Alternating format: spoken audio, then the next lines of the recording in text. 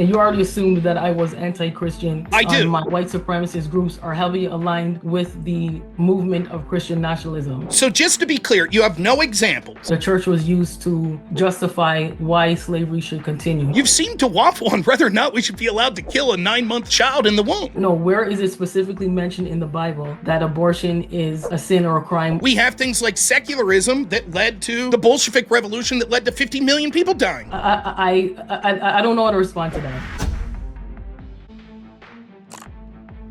What you just said is that you're a Christian, you're voting for Christians to be Correct. empowered. You're Christian, you want that to inform your law. Correct. In that instance, the Christianity now becomes the rule of law. So then you accept that my we agree on the same thing. Okay, you accept my definition that we can, for the purpose of this debate, Christian nationalism is Christians embracing their Christianity, getting their moral framework for there, and moving culture and politics in that direction, voting for people that are Christians in order to promote that culture.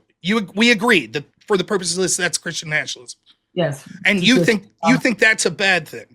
Yes. Is there any group of people in any country you know, other than Christians, that you would say it would be immoral for them to use their religion or their philosophy to inform the direction they want the country to go? Are you using, I can use an example of religion. Okay, but in terms of a society that is Christian government, Christian lawmakers, has to be Christian. Most societies that are considered developed they may have Christians within their society, but the concept is of a democracy, and a democracy and a Christian nationalist society does not coincide. How not? You just said that Christian nationalism is just Christians voting the way that they want to make laws that fall in line with their religion. If 90% of the country is Christian and they vote in unison that they want Christian policies, how's that anti-democratic? Well, eventually it is not going to become democratic. I think what you are saying is a pleasant way of going about it. But if you look at the individuals that are part of the Christian nationalist movement, they are not interested in we'll just have a couple of us voting for society, and hopefully we'll have Christian lawmakers, a few Christian lawmakers. The intent is to have a Christianity as the rule of law. That is the intent. That is the intended outcome. But that's you putting words into people's mouth. No, you've agreed. No. How do you know what my intent is as a Christian who wants Christianity to inform my cultural and voting preferences? How do you know what my intent is? You're just speaking because you've read some people, I don't even know who, but you've read some people that had some outcomes you don't like. It'd be no different than, do you mind if I ask what your religion is, by the way? I don't consider myself extremely religious, but I believe in a God. And okay, so you're like a deist. You believe in some. And you already assumed that I was anti-Christian based on my. I assume you're anti-Christian. I assume you're anti-Christian, but I'm not. I assume you're anti-Christian. Hold on, Rob. Let's let her respond there fully. And then this is why it is important to make a distinction between being okay with Christianity and not being okay with Christianity being the rule of law.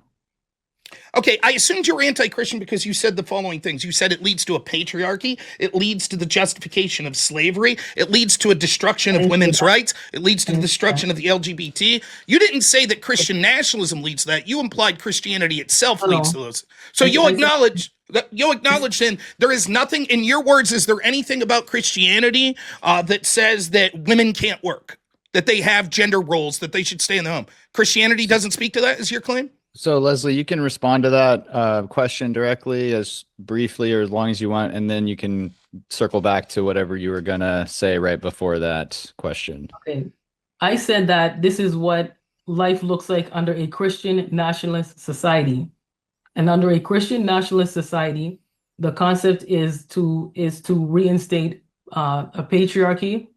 Women are regulated to the home. It is promoting a women not necessarily looking for careers outside of the home. It is an anti-LGBTQ agenda. It is an it is basically an anti-feminist agenda. And whether or not there are individuals who want to admit it, there is a reason why white supremacist groups are heavily aligned with the movement of Christian nationalism. This is not all me just pulling things out of a hat. There's a reason why all of these things coincide under what is considered Christian nationalism, and this is why I said that under a Christian nationalist society, I didn't say Christianity, I said under a Christian nationalist society, this is what you are. This is the world that you're expected to live in. All right. So one, like you do, I haven't got an answer. Does Christianity itself, is it anti-LGBT? Depends which Christian you're talking to, but most Christians, yes. But okay, not so then that not would be all Christians, that not would all be a Christians. criticism of Christianity and not just Christian nationalism, correct? Again, it depends what Christian you're talking to, and it depends what part of the Bible that you're So I referring think then when I said that it seems that you're being some hostile towards Christianity, I don't think that that's out of order. I think that's clearly what's going on. Secondly, let's take these piece by piece. You say that Christian nationalism would mean that women, it would be a movement to force women into the home so they couldn't work, correct? I believe that that's one of the underlying. Can you show me motives. one prominent Christian nationalist that suggested that? I can't tell you a prominent Christian nationalist that has suggested that, but I know that based on my research, and those who support the concept of Christian nationalism, that's one of the underlying motives, or that's one of the underlying agendas. So just to be clear, you have no examples. You've agreed that Christian nationalism is quite simply Christians saying, we get our morality from Christianity. We want the culture and the law to represent that. And then voting for people that are Christians that use that same morality. And you don't have any examples, but you say, that will lead to Christians saying women are not allowed to work. Let me ask you this. Given that Christian nationalism is quite literally just Christians voting for their beliefs, do you have any evidence that suggests that more than 50% of Christians believe that it should be illegal for women to leave the house or work? Any evidence whatsoever? Any evidence that it is illegal for Christian? If Christians vote their conscience, which is Christian nationalism, and vote for their religion, right, that more than 50% of Christians in this country, or in Canada, or any other country for that matter, think that it should be illegal for a woman to work or to leave the home. No, but there are organizations that support that. Oh, can you name one? I can search for one, but I'd be happy. I would bet that that's a very fringe organization, and that is not a very Christian view. Instead, what most Christians believe are there are predefined roles for men and women, and that biblically it made sense for men to sort of be the providers and to be the head of households, just like when we go to church, the order is that the leaders of the church are the sort of bridge between God and us, and then we are to follow them. The same in the household. The man is supposed to be the bridge to God. The woman's supposed to listen and help raise children, etc. But those are not to be enshrined in law. And in fact, when we were a more Christian society, it was never illegal for women to work. That's the next question I have for you. Do you think at one point the United States was Christian nationalist? I think at one point there was a point in American history where the church had significant influence over. When I say the church, I don't mean like a specific church. Okay. I mean just religion as a whole had significant influence over society. When was that? The foundation? It was maybe during the time of the Salem witch trials, for example. The Salem witch trials. So one thing that happened in one area that, by the way, has been blown massively out of proportion, you think at that point federally we were Christian nationalists? I think that it was closer to being to recognizing the church as a state. You can look at the part of American history when there was slavery, where the church was used to justify why slavery should continue. You can look at the indigenous genocide. The Christianity is related to why, or religion is related to why that was justified. You can look at, I mentioned the Salem witch trial. Hundreds of people lost their lives. Innocent people lost their lives because, again, there is the indication of a church being authority and deciding who's guilty, who's not, based on concepts of heresy. There has always been the entrenchment of Christianity versus Christianity slash religion and um, brutal racist supremacist groups, and that is not a coincidence. So there has always been religion entrenched in American society, uh, but somewhere along the lines, I guess it became a more liberal society, okay, and I which is guess what that the what reason is I which is why society is now saying, I guess now we need to go back to being a Christian nationalist. All right, Leslie, we'll let Rob respond to a couple of those statements you made, and please give him the time. And yeah. Go ahead, Rob. The reason I'm asking is I'm just trying to get a feel for it. Do you think at the foundation of this country it was what you would consider Christian nationalist? That it was Christians voting for their principles, et cetera, as we've outlined. Do you feel that it's simple? If you don't think so, just say no. It seems odd if it was built as not Christian nationalist, then became it because of the Salem witch trials, and now it's not again. That seems odd. So I think your answer would be yes, that it was Christian nationalist based on your definition at the foundation. Do you agree? It could not have been a Christian nationalist at the start. However, Christian religion has always had a significant amount of authority. But if your constitution stated that there's freedom of religion at the time of your independence, it could not have been, technically speaking, America could not have been founded as a Christian laicist society. However, religion has always had an important position of authority in American society. That's sort of begging the question. So what you've officially, if it didn't, you wouldn't have individuals now that are trying to revert back to that to that better, great, or more moral time in history. it's sort of begging the question. What you've said is you've outlined exactly what Christian nationalists would be. It would be Christians that are voting their conscience, etc. We've talked about, obviously, that's what the foundation of this country was about. In fact, we had states that had religious tests to even be able to vote. And federally, the Constitution said that's okay. They didn't say you couldn't do that, right? The concept of freedom of speech is different. That says the government can't restrict your right to say something. That doesn't say that you're not allowed to vote your religion and your conscience, which is what we've agreed Christian nationalism is. It's quite clear that, in fact, we see straight from the Declaration of Independence, the fact that we're talking about things coming from a higher power, invoking God's name. It's clear that this was part and parcel, that our founding fathers here in the United States thought that it was absolutely important. That's why they guaranteed you freedom of religion. You should be allowed to use your religion and practice it, and there's nothing wrong with using that in order to inform how you vote politically. The reason I brought that up was something you said in your opening statement, which I found quite funny, but you re-entrench here. You say, but that's antithetical to the First Amendment. No, not at all. You can't say we weren't Christian nationalists because these Christian leaders allowed you to speak freely. In fact, that proves the opposite. It doesn't prove that we weren't more akin to Christian nationalism. It proves that under a Christian nationalist society, people were free to vocalize disagreements. You weren't forced to practice Christianity whatsoever. And so I would contend that the example actually disproves what you're suggesting. I could do the same thing to you. I could say, well, under your framework of not embracing Christianity or saying that it shouldn't be used, we have things like secularism that led to the Bolshevik Revolution that led to 50 million people dying and being murdered. Or I could say, when you say slavery groups, I could say the fact that blacks are 27 times more likely to kill a white than vice versa has to do with blacks that aren't entrenching in Christianity. People in black communities that tend to go to church more aren't involved in those statistics whatsoever.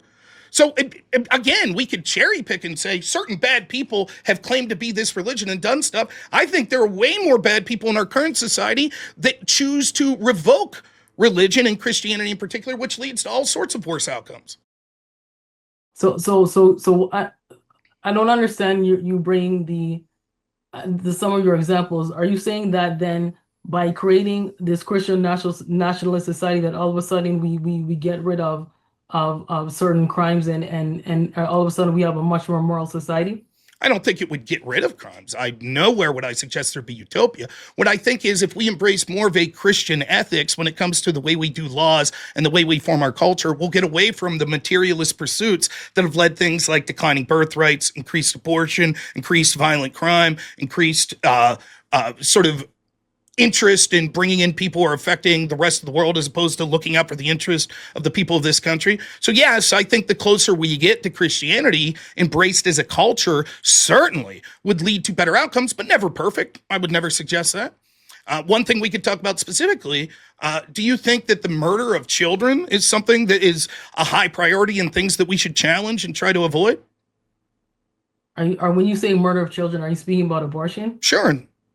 Okay, well, you would have to. I don't agree that that's the murder of children. So When does life begin?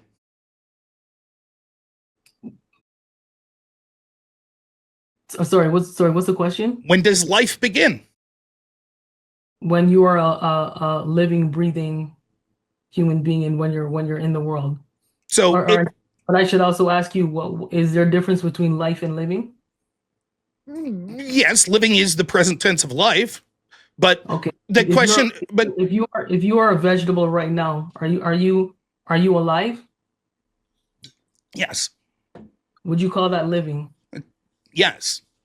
You would call that having an excellent quality of life in terms of as a medical world. Whoa. Who said excellent quality? But you're adding qualifiers that I never put on. I would say it's life and it's living. I think there's a lot of people that aren't vegetables that aren't living an excellent quality of life, largely because they don't embrace a Christian ethic. But that doesn't mean I would deem that their life's not worthy and therefore exterminate them, as you suggest when it comes to the unborn. Given that you're let me ask you, let's get into the details. If a woman is 9 months pregnant and decides 2 days before her due date she doesn't want the child, seeing as how you don't think that it's, quote, living, should she be allowed to exterminate that child? At that point, the child is already if it's a fully formed, which is the reason why abortion is only allowed up to a certain term. That's not true whatsoever. But there are plenty of laws in specific states that say that's not the case. For example, in New York, their law specifically says that a woman and a doctor, for reasons of affecting her health, I forget the way that it's actually explained in the actual court cases that have litigated this in New York, but basically the specific language it says is if there's distraught or harm to the woman, and they define harm as the following things: physical harm, financial harm, emotional harm, mental harm. Now, I'm not trying to get too personal, but I assume you know someone in your adult life that's been pregnant, whether it be yourself or someone. Would you say they went through emotional pain? I would say so. Yes. That means that under the New York law that you're literally legally allowed to have an abortion up till 9 months. All the doctor and the woman have to say is, I was undergoing mental, emotional, and physical anguish, and that abortion would be legal. Would you at least admit that that's grotesque to have an abortion like that? I can't say it's grotesque. I would say because it's. Is it murder? I don't know how to respond to that because I don't consider it, unless you are alive in the world or in the world. I can't consider it necessarily murder. And murder in itself is be a subjective. But given what you just defined, you said no, that is a living human being at 9 months. That's what you said. So then it should be clear that that's something that you would say is murder, that we should avoid that, correct? And now you're like, well, I don't want to answer it once you find out that laws like New York allows it. When you're outside the womb, you are a living human being. Okay, so then abortion should be allowed under any circumstances before you're outside the womb, because you're not a living human being. Not at that time. But what's the distinction? If you're not a living human being at 9 months in the womb, why is it that you differentiate and say that's not a living human being, but also you shouldn't be allowed to abort? What's that principle? Where's that come from? If it's not life, what's the principle that we shouldn't be allowed to take it away if the woman chooses? Well, okay. Well, first of all, you are determining abortion based on on what you determine to be a living human being versus whether it is justifiable or not. You first need to ask me what is my concept on what is my belief on bringing unwanted children to the world. I don't think you should bring unwanted children into the world. I should also ask you, is your belief on abortion based on what you believe, or is it what is your Christian belief? Because my next question is, where is abortion mentioned in the Bible? It is based on both. It is based both on my belief as a Christian in the sanctity of life, and God says He knew us even before we were in the womb, which implies that he knows us as living beings in this human life, even while we're in the womb. And also, I think that the scientific community, it is amazing. Even, if the best evidence shows that life begins at conception, but even if you want to take it further than that, it is quite clear that any abortion after the first trimester is murder and barbaric. And so both in a religious sense and a scientific sense. That's your opinion, And it seems but let me finish real quick. I promise. You may say that it's my opinion, etc., but you didn't really answer the question. You've sort of been all over the place. And this gets to the point where I'm going with the idea of ethics and truth. I don't know how you could ground it. Just saying that you're a deist, you believe there's a God. Where does your truth come from? And we can see right now the reason to embrace Christianity and objective truth, even in this conversation. You've seemed to waffle on whether or not we should be allowed to kill a 9-month child in the womb. You don't really have an explanation. You're just like, well, it's not a life, but we shouldn't take it, but maybe we should allow. And then you talk about not bringing unwanted children in. Okay, I'll ask you this. Seeing as how you've conceded the child 9 months into the womb isn't a living human, and if we say that this woman doesn't want the child, so it's unwanted, should she be allowed to exterminate it? In a sense of an abortion, it is that maybe not a right thing to say or a nice thing to say, but that is, I can see where that's justifiable. But I asked you a question before: where is abortion mentioned in the Bible? I said, God said, I knew you before you were in the womb. No, where is it specifically mentioned in the Bible that abortion is a sin or a crime, or it is explicitly mentioned? It's not. Again, just because it doesn't say the word abortion, and by the way, I must inform you that I'm not the biggest theologian, nor will I claim to be able to quote scripture or anything like that in an impressive way. What I said was I gave you my interpretation of God saying he knew us even before we were in the womb. We were formed, we were human, our spirit was human, right? Given that, and the Bible clearly says that murder is wrong, you don't disagree with that, right? The Bible also advocates in certain parts of the Bible when it's okay to attack or kill certain groups of people. Sure. So is murder wrong or not? Yes, that wouldn't be murder if it's right? When is murder right or wrong if it is advocated in certain parts of the Bible? Why is it okay for you as a Christian to pick or choose what is okay to follow? You just said an interesting word right there, interpretation. Because you said that I had an interpretation of life and what constitutes life, but you said that your interpretation of abortion is so on and so forth. But again, this is why it becomes problematic when a Christian Leslie, is the identity for Leslie, can I stop you for a second? You asked him a question, and I wanted to give him a chance to respond to that. Go ahead. Yeah, I mean, it's in the details, right? Murder is unjustified killing. So a killing that is justified is not murder. You agree with that, right? Killing unjustified is murder? It's all killing murder. No. Okay. So in instances of the Bible where it talks about the need to kill people, it wouldn't be murder because God is the truth. And therefore, if he said to do it, it was not wrong. Now, I'll turn the question. You could till you're blue in the face say, I think your interpretation of the Bible is wrong. You could actually be right. But at least I'm pointing to a source of objective truth, even if my interpretation's wrong. How do you determine what is murder? Where do your ethics come from? How do you know when the taking of a life is justified or not? In my interpretation, and I think I think almost the entirety of the scientific community would agree, you just said it's okay to kill a 9-month baby in the womb. That's the killing of an innocent life. Why is it okay for you to subjectively say, well, that killing's okay, but Rob, how could you believe in a Bible that says some killing's okay? How are you not falling for the very same thing? Why is it okay for you to determine what everybody's concept of abortion would be when you yourself called it an interpretation? You yourself called the Bible, which you use your frame of reference as to why abortion should be disallowed and why it's considered murder. You yourself admit that the Bible is even contradictory in terms of what is when it's okay to murder and when it's not. So why is it okay for the Bible to say when it's okay to murder and when it's not, and it's not okay for a person to determine what they consider murder and what they don't consider murder? If I don't consider abortion murder, why do you have the right to tell me otherwise? Okay. Your own Bible tells you the same thing.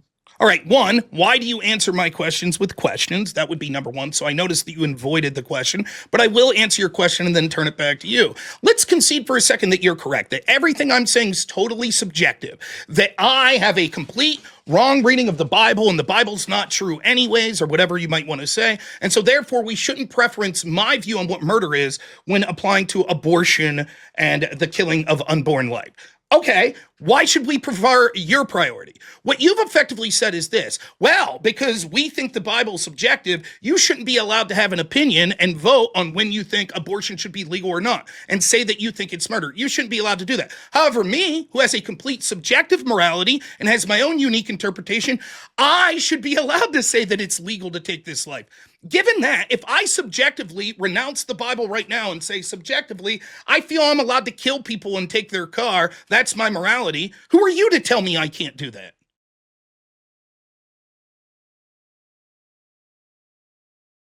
I'm trying to fit all your things together. But Rob, would you like to clarify saying the that question you're a little bit? Right. Yeah.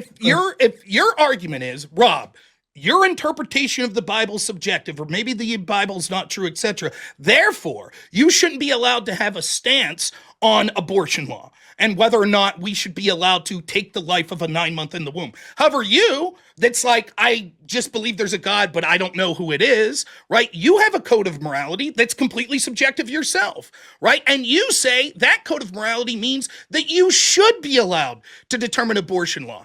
My argument then becomes this: if you say, because there's subjectiveness in my morality, because of your feelings on my interpretation of the Bible, means I shouldn't be allowed to say when you're allowed to murder someone, why should you be allowed to say the same to me? If I say I reject Christianity and now my morality is what's best for me is best, and I choose to take your stuff and murder you, why is that wrong?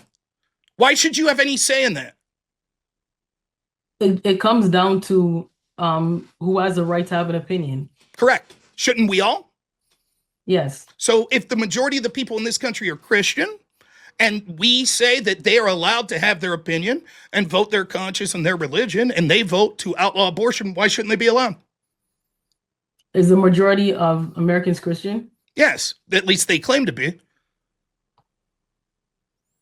Okay, is if that's the case, then if their belief system is based on subjectivity, then it becomes problematic if their belief system becomes the rule of law. There's Okay. nothing wrong in believing what you believe. There's nothing wrong in having your faith. But what I keep saying is that it is problematic when this becomes the rule of, when your faith or religion becomes a rule of law. Because if you are if you are actually admitting that there is that religion coincides with subjectivity, how can you have a rule of law that is based on subjectivity? Okay, so then what should we base rule of law on? Logic. Okay, so logically, definitive idea of right or wrong. okay, logically then, what is the logical time when we're allowed to abort? I'm not a doctor. Oh, I'm not so then, but you believe you have a preference and you'll vote for it. Isn't that preference subjective? my general understanding of abortion is that it is more than just the concept of, well, as soon as you have a child, you have a life. If I am holding an acorn in my hand, am I holding a tree? No, because it hasn't developed or grown into life yet. So this is why I cannot see a child or a fetus in the same way that you do. But I mean, that's subjective, right? You're subjectively saying I don't see it the same way. You, by very nature, you're announcing something that's subjective. The truth is, like, we could get into a lengthy discussion. When you say logic, 1 second, Rob. Leslie, were you going to end that with a question? I apologize. I'm just going to say this is why you have to corner subjectivity with what is logic and what is a definitive idea of right and wrong. Okay, how do we determine what's logic and what's definitively right or wrong? Well, something either makes sense or it doesn't. Okay, I don't think it makes sense to kill. I don't think it makes sense to kill babies 9 months in the womb. It will never be wrong. I don't think it makes sense to kill babies 9 months in the womb. You disagree? Okay. I don't know how to respond to that. Whose side is it? Let's say my understanding of abortion, I do not agree with bringing unwanted life into this world. I do not agree with bringing with the idea of bringing life into this world for a child who is going to be subjected to a horrible quality of life, who may have a life of extreme complication. That is a right. That is actually the right of that unborn child that people don't think of. You may not be the one who's responsible of taking care of that, but that is what I believe. Okay, And but nothing that you're going to say is going to change that. but So again, what I'm saying this is why we can talk about our ideas and what we agree with and what we don't. If you're going to create laws in society, this is why it is best to go through what is logical and what is right or wrong. but you All have right, no. Leslie, That's why let's let that in right there so he could respond to the first part of that statement. But you have Go no, ahead. the mere fact that you can't answer the 9-month question shows that you don't have a concept of logic. You literally are just saying, well, what I feel is logic and that's logically right. But in order to do that, we'd have to know what truth is and then be able to use a system to determine what is logical. And the truth is that there are plenty of people that are using logic to have all sorts of different subjective opinions on issues of policy, such as abortion. But we could take this to every single issue. For example, we could take it to the tax rate. We could take it to immigration. We could take it to LGBT rights. We could take it to sort of laws about what should be legal as far as like certain narcotics, etc. None of these are just like there is a one answer. Logic tells us this is the exact answer. So we have to ask ourselves, how do we come to these opinions? And the truth is, the best you have is, well, you're going to have your subjective beliefs and you should be allowed to vote for that. Why is it only Christians that aren't allowed to use? I think that there's objective truth in Christianity, but for the sake of this debate, we'll concede there's not, and it's subjective. Why should they be the only group that's not allowed to use their subjective preferences? And I'll finish with this because I know you're going to talk for a while. I'll finish with this. You talk about the rights of that unborn baby to, if they were going to be born with pain, the right for them to never be born. Okay, let's say that that's true. One, that's not all that you're defending or all what abortion is. In fact, the majority of late trimester abortions are actually elective and aren't for the health of the woman or the health of the child. And secondly, who are you to make that determination? If I, for example, determine that your quality of life is low and that you're in chronic pain, am I allowed to say I get to make that decision for you, whether or not you should live? And I'm very interested in you answering that because you also said earlier you liken the unborn to like a person that's in a coma. So if you don't believe that person in a coma is an actual life, does that mean you, an outside person, get to make all of those decisions for that person? Because to you, logically, you don't consider it a life? Maybe the question got lost there just a little bit, unless you wanted her to answer the very last question. Well, she can answer whatever she wants. I feel she's talking in great lengths of stretches. And so if I continue to just ask one question, leave her talking great length, I'll be at a disadvantage. So I'm trying to get out multiple questions. I understand that. And I typically like when people self-regulate like that. You've been doing good about asking questions, Leslie. I've been trying to give you opportunities since you're not asking as many questions. So we got about halfway through, a little over 36 minutes in to the hour.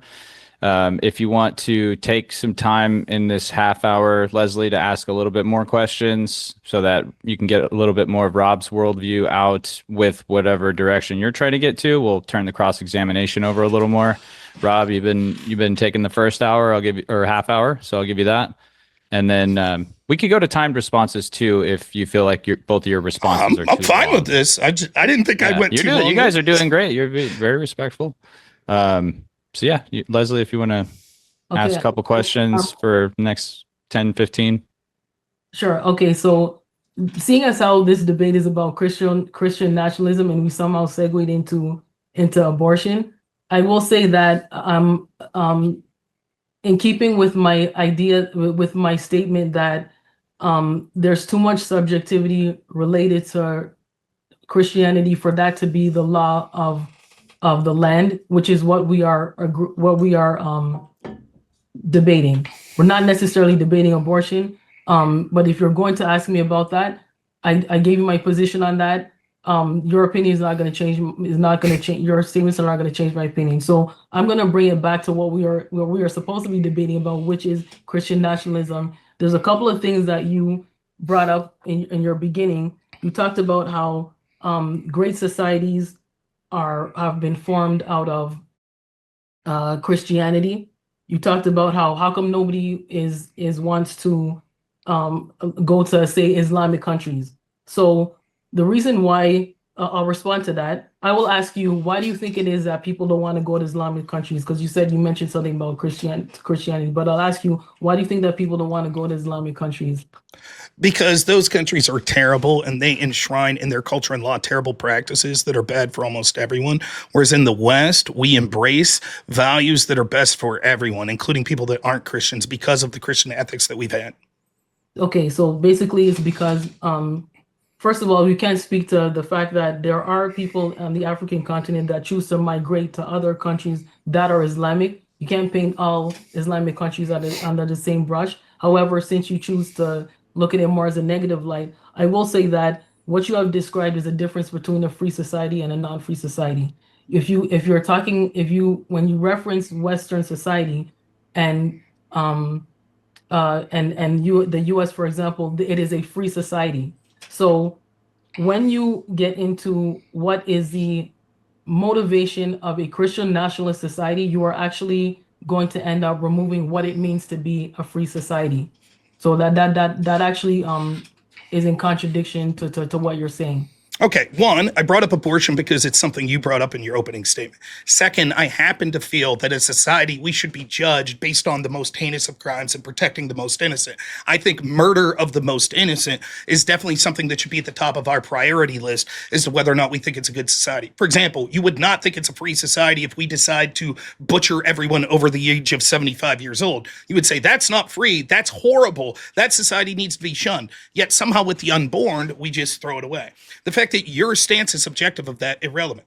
Now you make this point about free society. One, I bring it back to this. You saying that Christianity is too subjective. You yourself vote for positions based on your subjective belief. To hand wave and say, no, everything I do is based on logic is nonsensical, as is evidenced by the fact that you don't know what you're talking about on the abortion topic, and yet you still vote for certain preferences on that. Secondly, what do you mean that these aren't free societies? You're implying once more, you're conflating two things. You're conflating what we've agreed Christian nationalism is, which are Christians embracing their religion in order to affect what the culture and what the law should be, versus some evil man who's Christian saying, I want slaves and the handmaiden's tale.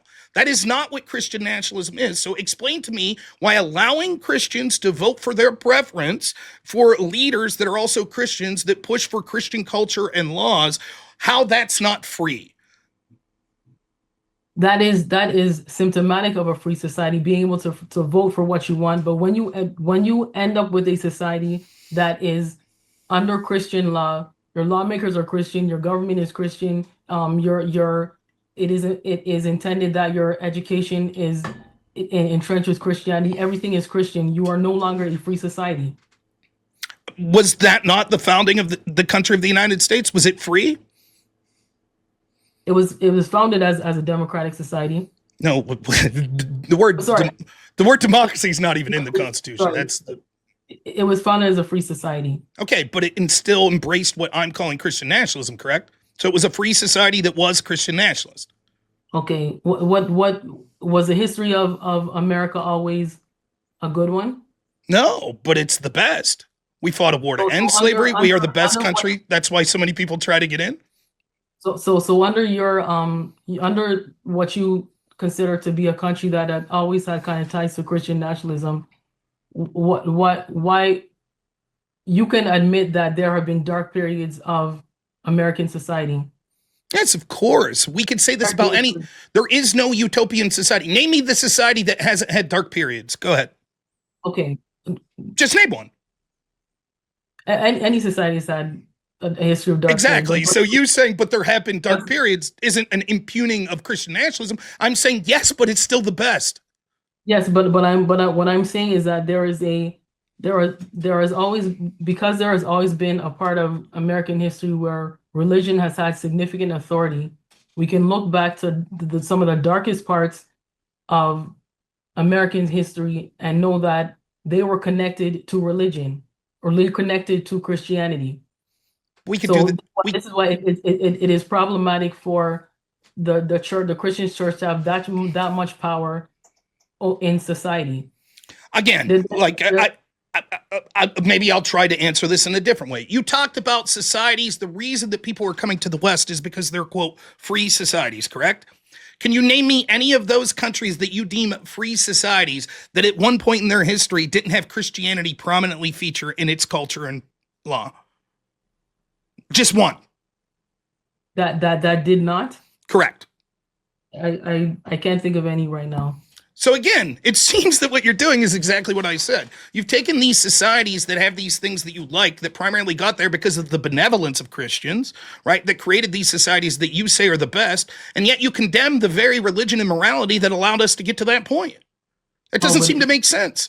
But it didn't get there due to innovation or invention or maybe the civil rights movements in any of those countries. It didn't get there because of that. It didn't get there because of the women's rights movement. But those things occurred because of Christianity. Christianity was a precursor. Name me the country.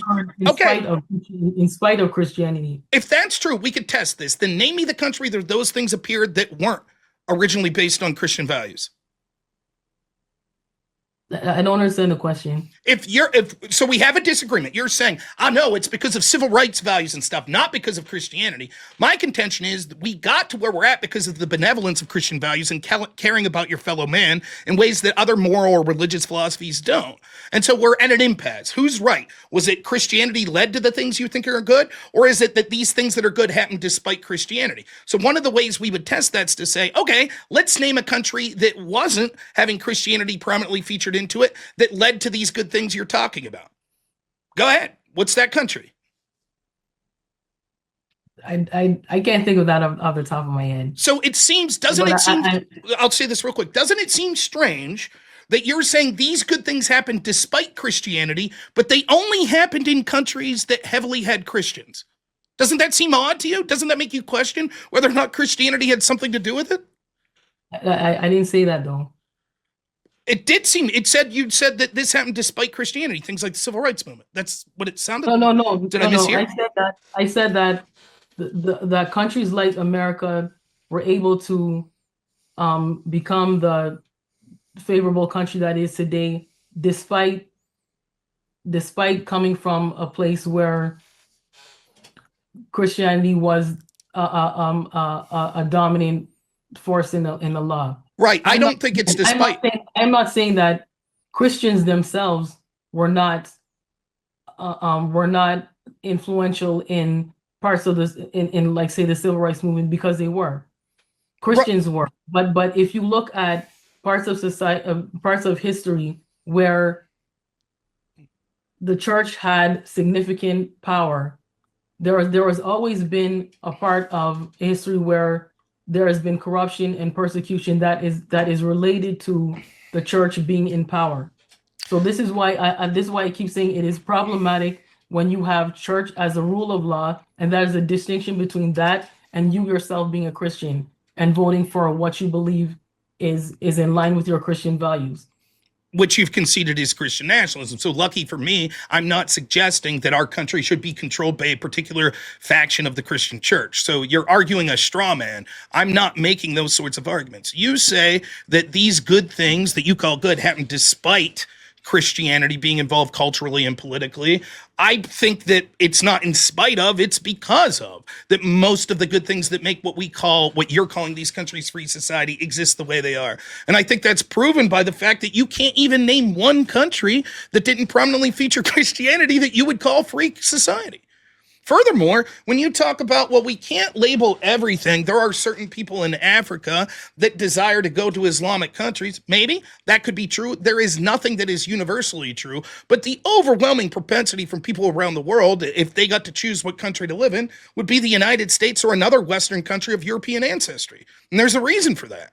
And so the idea that somehow, again, when it comes down to it, there's this sort of conflation going on where you're like, but like if we had an official state church that was making declarations like the Pope was in charge of the entire country, that would be bad. I'm not suggesting it.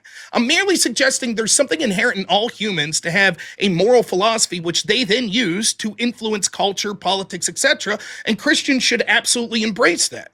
You've sort of conceded that that is true. All humans have that. And yet it's only Christians that we should avoid allowing to express that through cultural input and political input. I don't understand why. No, well, you don't understand why, because you're conflating what I'm saying. I'm going to say again, there is a difference between you being allowed to be, you being free to have your faith and believe what you want to believe and vote according to your faith. There's a difference between that and your faith being the rule of law. I'll use an example of why the church being an authority is a, when I say the church, I'm just using that as a general term.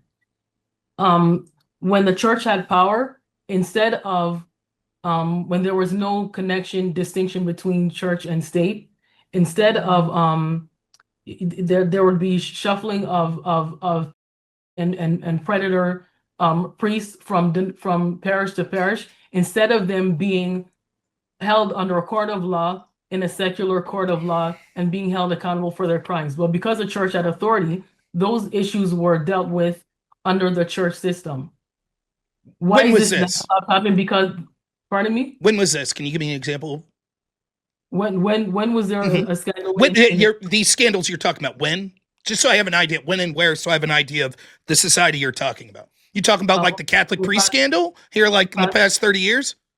Okay, yeah. Okay, so you don't think that those Catholic priests, if there were crimes that could be proven in a court of law, would have been judged in an actual court? Yes. Okay, let me ask you this. Did you know that overwhelmingly your child is far more likely to be sexually assaulted in a public school, which, by the way, is secular and has had Christianity removed from it? So far more children, and the same problem happens. Teachers are covered up for, they're shuffled around. Now we see, thanks to progressive ideology, an increased rate of biological males identifying as females and then assaulting girls in girls' spaces in locker rooms.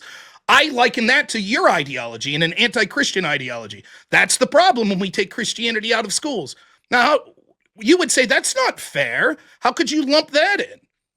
What does that have to do with what I'm talking about with the church having so much authority that they're covering up for their crimes, and those crimes are adjudicated under a church setting and They're not. not. They're not. What you're That has nothing to do with what you just said. They're not. What you're suggesting is this. People intentionally, it's not that their crimes were adjudicated under a church. In order for that to apply, what that would mean is this, that the state comes in and says, this priest molested this child, but we refuse to look into it because the church will take care of it. That is not what occurred. What you're suggesting occurred was that the church was aware of this, but instead of reporting it to the lawful authorities, which were outside the church, they covered it up. Well, the problem is that problem's far more extensive in the secular schools. To this day, they're covering it up. And in fact, we see that the secular and the materialist and the anti-Christian factions of our governments today and our culture today is intentionally putting kids in sexual situations all over the place, whether it be at pride events, whether it be at, you remember the footage that we saw of It's Not Gonna Lick Itself, that sign that was up, as you saw trans people or whatever they call cross-dressers that were stripping in front of children and all this stuff. Sexualization is far more prevalent outside the church than within it. And those non-religious groups, such as schools, are doing the same thing. In fact, the school unions are far worse at protecting people that assault children than the Catholic Church ever was. Nonetheless, my suggestion, you keep conflating again. You're just like, well, look what will happen if we allow Christian. You conceded the definition of Christian nationalism, which are Christians having a moral framework, using that moral framework to influence culture and influence politics, voting for Christians in order to do the same. Like, you're just like, well, that will lead to a church that will cover up crimes. I don't see any evidence of that whatsoever. And the status quo is worse without Christians. So why is that a reason to avoid it? So if you're telling me that, it is that under the regular school system, that this kind of shuffling and protecting of predators, that is a result of a non-Christian, of Christianity being taken out of the education system. And I'm telling you that has always been evidence of Christianity or faith covering up their crimes and in the same manner. Then how do you determine that one is a result of, how do you determine that the issue of covering up crimes in the education system is a result is a result of taking Christianity out, when I just told you that that problem exists under a Christian environment? Right. That's exactly my point. You're actually inverting what my point is. You seem to want to do this. You're like, of course, there's no problem using Christian nationalism as we both agreed as it's defined, which would mean that you lose the prompt that Christian nationalism isn't bad for society because you don't have a problem with it. You're like, but it would be a problem if certain things happen. One of those certain things would be if a church thought that they were above the law and they were able to cover for these things, as happened in the Catholic Church scandal. My answer was twofold. One, they weren't outside the law. If they chose to hide something from the legitimate law, that doesn't mean that they were outside the scope of the law, though. And secondly, that's a problem that's ubiquitous with humans in general. Anytime there's groups, they're likely to have corrupt individuals and cover things up. The problem is way worse outside the church than inside. What you seek to do is all the great things that came from Christian society, you say, those great things happened despite Christians doing these sorts of things, but let's look at the bad, and we will blame Christian groups for that. However, when we look outside of it and we say, okay, if that's the specific thing, the assault of children, it's far worse and covered up far worse in areas that are specifically non-Christian, like public schools. You're like, we can't count that. That's not fair.